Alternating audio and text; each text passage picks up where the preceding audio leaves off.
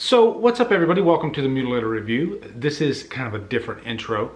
I just found out that the friend that I'm doing this review for, The Real Sean, today happens to be his birthday. So I thought, you know what, I'm glad I didn't actually publish this yet, so I can record this quick little intro just to say thank you for supporting me, Sean. Thank you for being an awesome person, and more importantly, I want to wish you the best of birthdays I can possibly wish you. That's horrible. And more importantly, I want to wish you a very bloody happy birthday, good sir.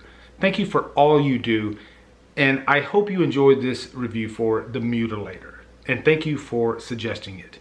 Happy birthday, sir. So what are you gonna do when it's Daddy who's the killer? Let's review The Mutilator.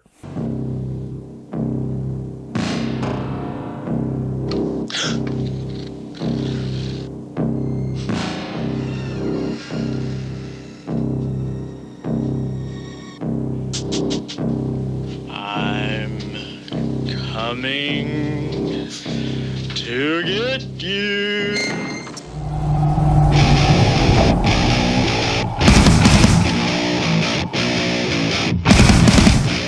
The Mutilator stars Matt Midler, Ruth Martinez, and is directed by Buddy Cooper. We're going on up. What's up guys, it's time for another patron review. This is for The Real Sean. He requested that I do The Mutilator, which is a movie that I've actually been wanting to do for quite a while.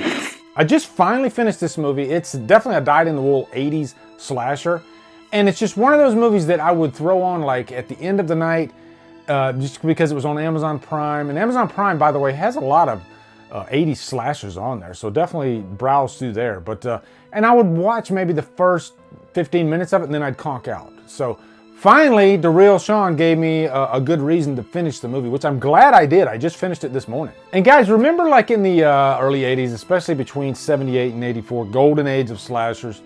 And you know, every slasher movie was looking for some type of hook, preferably a holiday. And I guess you could say this is kind of a birthday slasher because it opens up with this birthday cake for the mother. But the hook of the movie is the son commits matricide. He literally kills his mother by accident.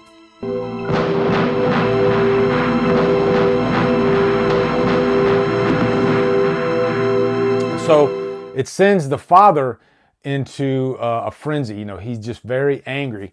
And so fast forward, let's just say 15, 20 years, and it's this group of young people, and one of them being the son. And they go to the father's house. And so eventually the father shows up and kills them one by one.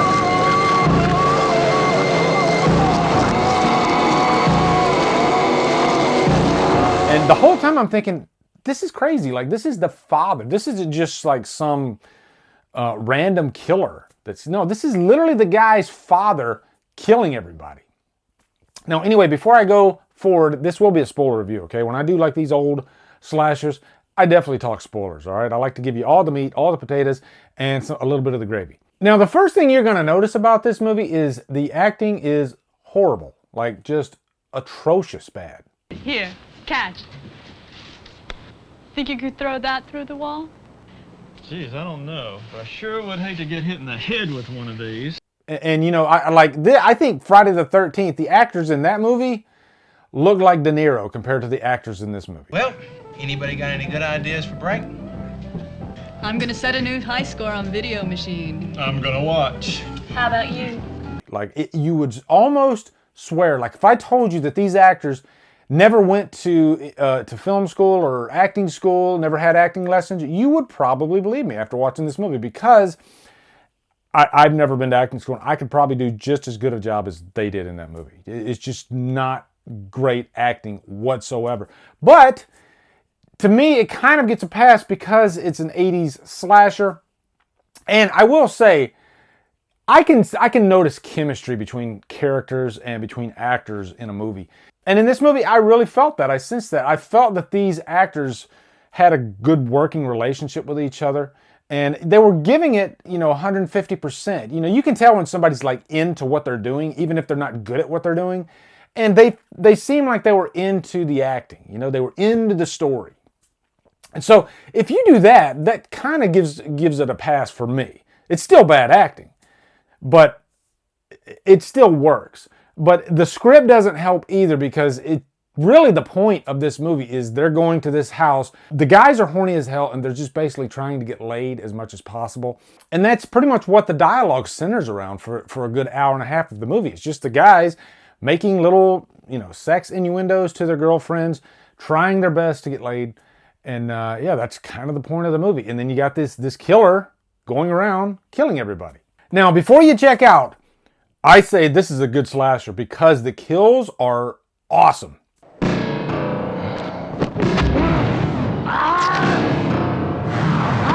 I mean, like really, really awesome. And I was a little worried about that. I was scared that they were going to try to play it safe, don't put the work and budget into the kills, and maybe do some off-screen kills. No. This killer is vicious. And I will say, the killer, who goes by Big Ed, it reminded me of the killer in I Know What You Did Last Summer. You know, because this takes place in, I believe, North Carolina, and, you know, they're on the coast. And so there's like a lot of fisherman gear in here used, especially this big fish hook. But, you know, the kills, they're not just all a fish hook. They actually use different things. You'll see like a machete. You'll see this freaking badass looking battle axe that looks like it's from like the medieval times. I think one of the most famous scenes might be the pool scene. I think if you throw like a pool scene in a horror movie, especially a slasher, it just adds something to it. You know, I'm thinking like The Prowler. I'm thinking about Strangers Prey at Night. Hey, that's a good idea. Top 10 pool kills in horror. Could be interesting.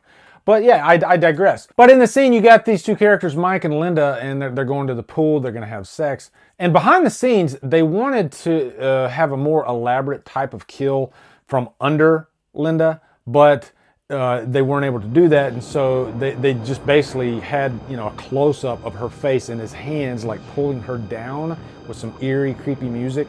There's this character in this movie by the name of Ralph, who is by far the most annoying character. I guess he's kind of the Shelly of the movie. And I know some of you guys out there, you like Shelly in Friday Part 3. I found Shelly very annoying and whiny. I'm not saying this character's whiny, but he's just very annoying and over the top. And so he's that one character that when he does finally get killed, you're like jumping for joy, like, yes, yes. Even I couldn't do that.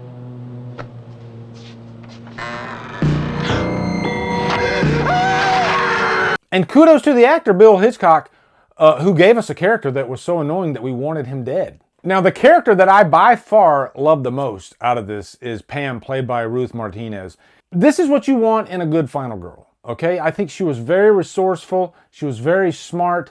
There's a moment in the movie, like the second she realizes that something's not right. Nobody's responding. She's like, we need to get the hell out of here. Immediately, she's like, we need to get the hell out of here. And I like that because a lot of times they just want to investigate the danger constantly and they end up getting killed. But not Pam. She was like, screw this, let's go. But her friend Sue says, I need to go check for Ralph before we go. And as soon as she turns around the corner, she's killed by Big Ed.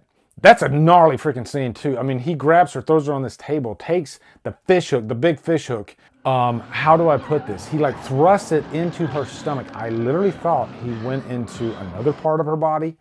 But it's gruesome and bloody. But going back to Pam, she's really the one that's responsible for saving Ed Jr. Like, Ed Jr. didn't really do that much. You know, he got freaking harpooned in the leg. But it was Pam that saved the day. By the way, the final act in this movie, it really saves the movie. I think it's great. I love a good chase scene, a good final act in a slasher. And this one delivers the goods big time. The scene where they're in the car and, you know, they're about to leave. Big Ed like comes on the roof and he literally thrusts a knife through the hood. And, you know, Pam's like screaming her face off.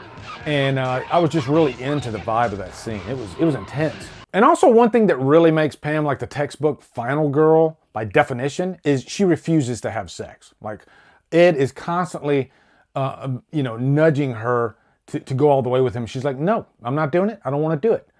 Textbook final girl. And thank God for that final act. I think, like I said, I think it really saves the movie. It does have some weird music throughout, like the music works and then it doesn't work. The scary, creepy, eerie music is very effective, but in the lighter scenes, you know, where they're like on the beach and everything and having fun, it sounds like that, you know, cheap knockoff 80s sitcom music. I was expecting the Golden Girls to show up, if I'm being honest. But overall, guys, I really enjoyed The Mutilator. Thank God they changed the name from Fall Break to The Mutilator. They did that because I believe it didn't do that much when it was released in theaters, but when it went to home video, kind of like what they did in I Spit on Your Grave, they changed the name to The Mutilator. Much better name. Like, I can think of 10 names off the top of my head that are better than Fall Break. Like, Fall Break is the most boring freaking name for a horror movie I've ever heard. So overall, guys, giving it a high humdrum. I think if the acting would have been up just a notch, it would have easily gotten a purchase worthy just because of the kills. Like, the kills are great in this freaking movie. It's a good 80s slasher, okay? So if you can look past the bad acting, you're gonna have a lot of fun with The Mutilator. Still giving it a high humdrum though. So let me know your thoughts on The Mutilator in the comments. Looking forward to hearing them. Also, be sure to come over to Killer Flicks, where we talk horror all day and every day. On Fridays, we do free for all Fridays. Follow me on Drumdums at my socials. Support me on Patreon and buy me a coffee. Thanks, guys. Have a great day, and Drumdum out.